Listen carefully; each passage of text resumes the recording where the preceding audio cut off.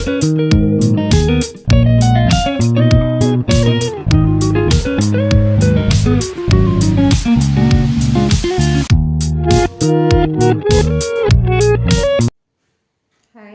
எல்லோரும் எப்படி இருக்கீங்க?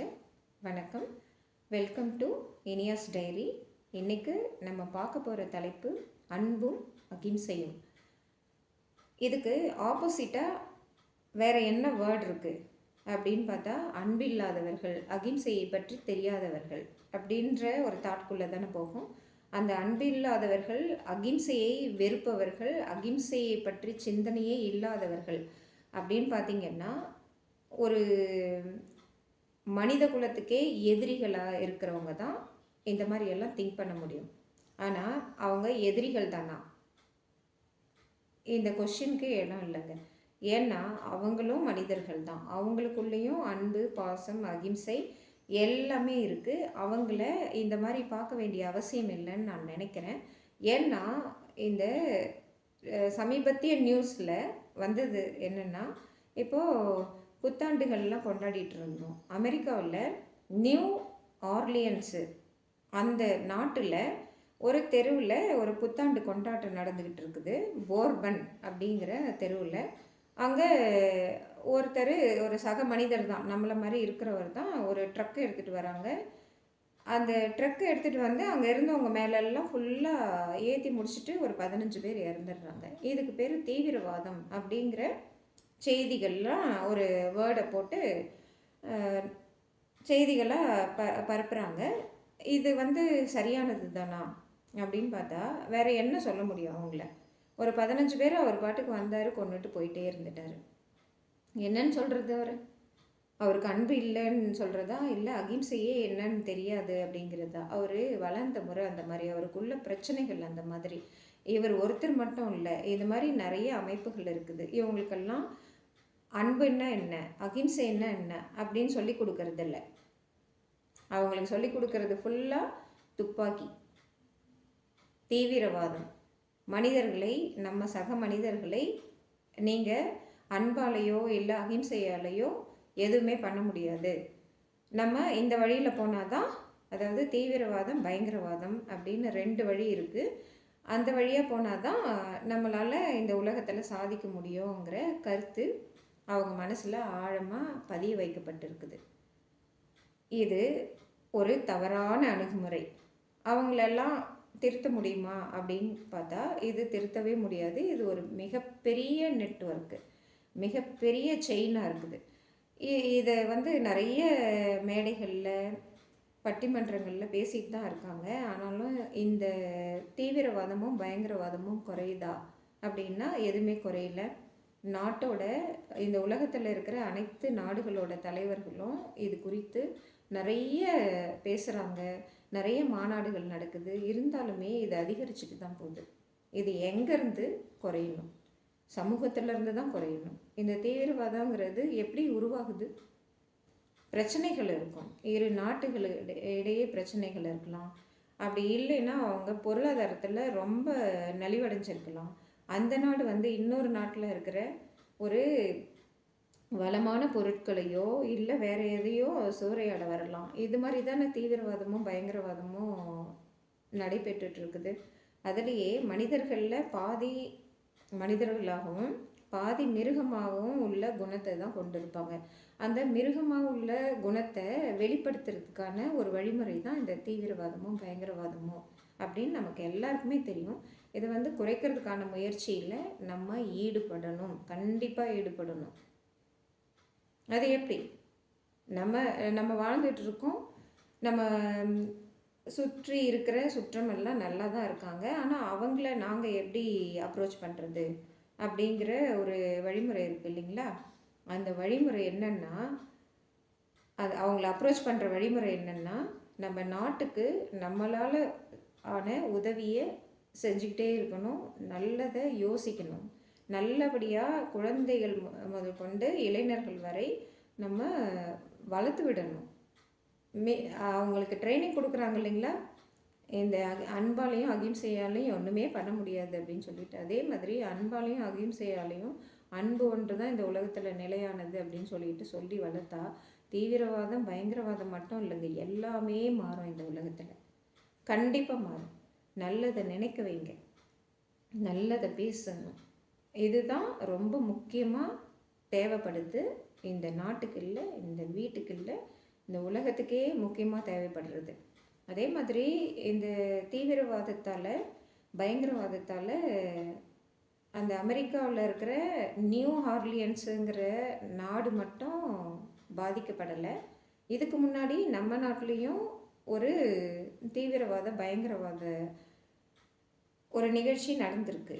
ஒரு பிரதமரை நம்ம தமிழ்நாட்டில் தான் கொல்றாங்க. அது எந்த விதத்தில் நியாயம்?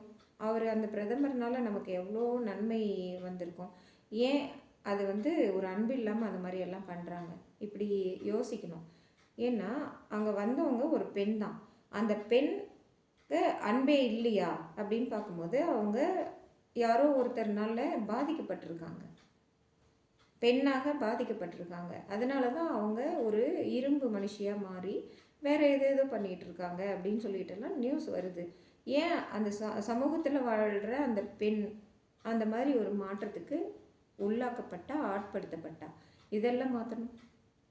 பிரதமர் இறந்து போனது நமக்கு ஒரு பாதிப்புன்னா, அந்த பெண் அந்த மாதிரி வந்ததுனால இந்த நாட்டுக்கே பாதிப்பு, அவங்களுக்கு பாதிப்பு. தனிப்பட்ட முறையில் அந்த பெண்ணுக்கும் தான் பாதிப்பு, அவங்களுக்கும் உயிர் போச்சு, நம்ம நாட்டோட பிரதமருக்கும் தான் உயிர் போச்சு. இதை எப்படி அணுகணும்னா இருதரப்புலேயும் அணுகணும். வரலாற்றை எடுத்துக்கோங்க. இந்திய சுதந்திர போராட்டம்னு சொல்லிட்டு நம்ம இதிலெல்லாம் நடந்தது நிறைய. அதில் மிதவாதிகள் தீவிரவாதிகள்னு சொல்லிட்டு நம்ம படிச்சிருப்போம். அது என்ன மிதவாதிகள் தீவிரவாதிகள் அப்படின்னு காந்தியடிகள் கேட்டார். மிதவாதிகளும் கிடையாது, தீவிரவாதிகளும் கிடையாது, எல்லாரும் மனுஷங்க தான் அப்படின்னு அவங்களுக்கு ஒரு பேர் வச்சார். சுதந்திர போராட்ட தியாகிகள், வீரர்கள். தியாகிகள்னு இப்போ தான் சொல்லிகிட்டு இருக்கோம். சுதந்திர போராட்ட வீரர்கள்னு சொல்லுங்க அப்படின்னு. மிதவாதிகள் நல்லவங்க, தீவிரவாதிகள் கெட்டவங்களா எப்படின்னு ஒரு கொஸ்டின் கேட்டார். இந்த சமுதாயத்தில், இந்த சமூகத்தில் ஒரு நல்லது நடக்குதுன்னா அதை அப்ரிஷியேட் பண்ணிவிட்டு அதை கற்றுக்கிட்டு போயிட்டே இருப்போம். அதே மாதிரி இன்னொரு பக்கம் ஒரு தவறான ஒரு செயல் நடக்குதுன்னா அதை எடுத்து சொல்லிக்கிட்டே இருக்கணும். நம்மளால் முடிஞ்ச அளவுக்கு நம்ம எதிர்ப்பை காட்டி அவங்கள நல்ல வழியில் அன்பால் அகிம்சையால் திருத்துறது தான் இப்போதைக்கு இந்த உலகத்துக்கே தேவையான ஒரு கொள்கையாக இருக்க முடியும். அதுக்கான வீடியோ பதிவு தான் இது. அதே சமயத்தில் ஒரு சினிமா சார்ந்து சொன்னால் இன்னும் நல்லா புரியும்னு நினைக்கிறேன். தீவிரவாதத்தை அடிப்படையாக கொண்டு 2 படங்கள் வந்திருக்கு, எனக்கு பிடிச்ச படங்கள். ரோஜான்ற திரைப்படத்தில் அந்த ஹீரோ ஒரு சாஃப்ட்வேர் என்ஜினியராக இருப்பாங்க. சாஃப்ட்வேர் என்ஜினியருங்கிறத விட நெட்வொர்க் செக்யூரிட்டி என்ஜினியர் அவங்க. அந்த என்ஜினியர் ஒரு கிராமத்துக்கு ஒரு பெண் பார்க்க வருவாங்க. அந்த கிராமத்து பெண்ணுக்கு எதுவுமே தெரியாது. அவங்க ஒரு வெகுளி, ஏதோ ஒரு 10வது 12வது படிச்சுட்டு இருக்கிற வெகுளி. அவருக்கு ஒரு கிராமத்தில் தான் பெண் எடுக்கணும் அப்படின்னு சொல்லிட்டு ஒரு ஆசை. ஏன் வந்தது? அங்கே அவர் வேலை செய்கிறார் இல்லைங்களா, அங்கே அன்பு காட்டுற பெண்கள் இல்லைன்னு நினைக்கிறாரு. அதனால் கிராமத்து பெண் வேணும் அப்படின்னு சொல்லிட்டு அவங்கள திருமணம் செஞ்சுக்க வராங்க. ஆனால் அங்கே அந்த பெண் வேற ஒருத்தர் மேலே அன்பு வச்சுட்டு எல்லாம் பாருங்கள் சிங்க் ஆகுது. அந்த அன்பு சார்ந்து தான் இருக்கும். அன்பு செலுத்தியிருப்பாங்க, அவங்கக்கிட்ட பேசுவாங்க. அவங்க தங்கையை கட்டிட்டு வந்துடுவார். அவங்களுக்கு பிடிக்காத போதே தீவிரவாதிகளால் அந்த சாஃப்ட்வேர் என்ஜினியர், அதாவது நெட்வொர்க் செக்யூரிட்டி என்ஜினியர்னு சொன்னார் இல்லைங்களா, அவர் கடத்தப்படுவார். என்ன காரணம்னு கேட்டிங்கன்னா, கிரிப்டோகிராஃபி எப்படின்னு ஒரு சப்ஜெக்ட் இருக்குது. இது எத்தனை பேருக்கு தெரியும்? கூகுளில் சர்ச் பண்ணி பார்த்து கிரிப்டோகிராஃபின்னா என்னன்னு தெரிஞ்சுக்கோங்க. நான் இதில் கொஞ்சமாக லைட்டாக சொல்லி விட்டுறேன். மின்னணுவியல்னா எனக்கு ரொம்ப பிடிச்ச சப்ஜெக்ட், நான் படித்தது அதுதான். அது ஒரு 2 வார்த்தையில் சொல்லணுன்னா என்கிரிப்ஷன் டிக்ரிப்ஷன் சொல்லிட்டு 2 வார்த்தைகள் இருக்கும். இதுக்கு முன்னாடி வரலாற்றை திருப்பி பார்ப்போம். ஜெர்மானிய நாடுகள் 2ஆம் உலகப் போரில் அடிமைப்பட்டு கிடந்தது இல்லைங்களா, அதில் ஜெர்மானியத்தை அந்த நாட்டு தலைவர்கள்லாம் எப்படி மீட்டெடுத்தாங்கன்னா இந்த கிரிப்டோகிராஃபின்ற அறிவியலை, அந்த நுணுக்கத்தை பயன்படுத்தி தான் திரும்ப வாங்கினாங்க அந்த நாடை. அந்த தொழில்நுட்பத்தை வந்து எல்லா நாடுமே இன்னைக்கு வரைக்கும் பின்பற்றிட்டு இருக்காங்க. அது எப்படின்னா என்கிரிப்ஷன், டிக்ரிப்ஷன் சொல்லிட்டு 2 சப்ஜெக்ட் இருக்குது. நேற்று கூட சிப்பு பற்றி சொல்லியிருந்தேன் இல்லைங்களா? இந்த சிப்பு, இந்த என்கிரிப்ஷன், டிக்ரிப்ஷன் இது எல்லாமே ஒன்று தான். மின்னணுவியலில் எலக்ட்ரானிக்ஸில் 0 அண்டு 1 இதை தவிர்த்து வேறு எதுவுமே இருக்காது. இதில் பார்த்தீங்கன்னா A B C D E F G H up to Z வரைக்கும் இருக்குது இல்லைங்களா? இதில் நம்மளோட பேரை டைரெக்டாகவே எழுதிட்டுருப்போம். இது வந்து எல்லாருக்குமே புரிகிற இது. நம்ம பேரை வந்து மாற்றி எழுதுனா தான் கிரிப்டோகிராஃபிங்கிறது. வேறு யாருக்குமே புரியாது. இப்போ என்னோடய பேர் ஏதோ ஒன்றுன்னா அந்த பேரை டைரெக்டாக எழுதாமல் அதை அப்படியே மாற்றி அறிவியல் பூர்வமாக எழுதுறது தான் கிரிப்டோகிராஃபிங்கிறது. அது யாருக்குமே புரியாது. இந்த செக்யூரிட்டி கோடை வச்சு தான் ஒவ்வொரு நாடும் செக்யூரிட்டி அனாலிசிஸ் பண்ணிகிட்டு இருக்காங்க, நாட்டோட பாதுகாப்பை பாதுகாத்துட்டு இருக்காங்க. அந்த மாதிரி ஒரு என்ஜினியர் தான் தீவிரவாதிகளால் அந்த படத்தில் கடத்தப்படுவார். ஆனால் இந்த பக்கமாக பார்த்திங்கன்னா ஒரு அன்பு செலுத்துகிற மனைவி வேணும்னு சொல்லிட்டு ஒரு கிராமத்துலேருந்து ஒரு பெண்மணி, அப்போ தான் அவங்க ஹஸ்பண்ட் கூட எங்கள் அக்காவை கட்டிக்காமல் என்ன கட்டிக்கிட்டீங்களேன்ற அந்த கோபத்தில் இருப்பாங்க. அந்த கோபத்தோடவே இருக்கும்போது அந்த தீவிரவாதிகள் அவங்க கண்ணெதிர்க்கவே கடத்திட்டு போவாங்க அந்த என்ஜினியரை. என்ன காரணம்னா இந்த கிரிப்டோகிராஃபிங்கிற ஒரு செக்யூரிட்டி கோடு வந்து அவருக்கு தெரியும். அந்த கோடை வந்து சொல்லுங்க அப்படின்னு சொல்லிட்டு அவங்களுக்கு ஒரு பிரச்சனை. அந்த தீவிரவாதிகள் தலைவனை வந்து இவர் அந்த கோடு சொன்னார்னா கரெக்டாக அந்த கைதான அந்த ஜெயிலில் இருந்து அந்த தீவிரவாதிகளோட தலைவனை வெளியெடுத்துடலாம் அப்படிங்கிறதுக்காக தான் அவரை கடத்திட்டு போவாங்க. ஆனால் தீவிரவாதிகள் கடத்தினவங்க எத்தனை பேர் உயிரோடு வந்திருக்காங்க, எத்தனை பேர் இறந்துருக்காங்க அப்படின்ற பயம் வந்துடும் இல்லைங்களா? அந்த பெண்மணிக்கு சொல்லுவாங்க. அவங்க போராடுவாங்க. அந்த படத்தில் போராடி ஜெயிக்கவும் ஜெயிப்பாங்க. ஆனாலும் இந்த ஹீரோ ஹீரோயின் அவங்க அன்பு ஒரு பக்கம் இருந்தாலும் அந்த தீவிரவாதி ஒருத்தர் இருப்பார். அந்த தீவிரவாதி கூட்டத்தில் ஒரு சின்ன குழு இருக்குதுன்னா அந்த தீவிரவாதி குழுவோட தலைவர் இவரோட செய்கை, ஆட்டிடியூடு எல்லாம் பார்த்து அவரே மனசு மாறுவார். மனசு மாறி ஒரு அன்பால் அவரை திரும்ப அனுப்பிச்சிருவார். இதுதான் அந்த ரோஜா படத்தோட கதை. அதே மாதிரி இப்போ சமீபத்தில் ராங்கின்னு சொல்லிட்டு ஒரு படம் வந்தது. அதில் ஹீரோயின் மட்டும்தான் பிரதானமாக காமிப்பாங்க. ஹீரோ வந்து ஒரு பையன், சின்ன பையன். அவங்களுக்கு ஒரு ஹீரோயின், செகண்ட் ஹீரோயின் இருப்பாங்க. அது வந்து பார்த்திங்கன்னா அந்த படம் ரொம்ப நல்ல படம். அது எத்தனை பேர் பார்த்தீங்கன்னு எனக்கு தெரியல. திரும்ப திரும்ப எனக்கு தெரிஞ்சவங்களுக்கெல்லாம் நான் சொல்லிகிட்ருக்கிறேன் ஒரே கருத்து, இந்த படத்தையும் பாருங்கள், ரோஜா படத்தையும் பாருங்கள் அப்படின்ட்டு தான்.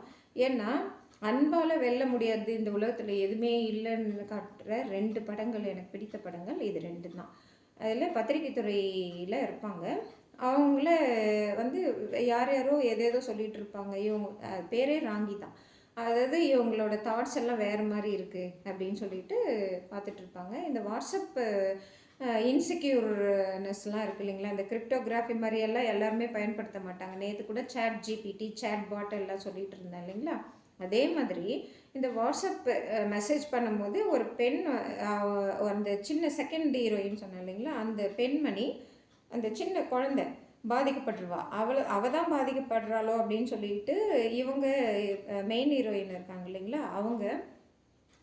அவங்களுக்கு அத்தை, அந்த பொண்ணுக்கு அவங்க ஒரு அன்பால் அவங்கள எப்படி டேக்கிள் பண்ணுறதுன்னு சொல்லிட்டு பார்ப்பாங்க. அப்போது இன்னொரு பொண்ணு பாதிக்கப்பட்டிருப்பா. இது எங்கேருந்து வருதுன்னு பார்த்தா வேறு யாரோ தீவிரவாதிகள் கூட்டத்திலேருந்து இதெல்லாம் நடந்துகிட்டு இருக்குதுன்னு தெரிய வரும். ஆனாலும் அந்த சின்ன பெண், 2வது ஹீரோயின் சொல்கிறேன் இல்லைங்களா, அவங்களுக்கு ஒரு மெசேஜ் வருங்க.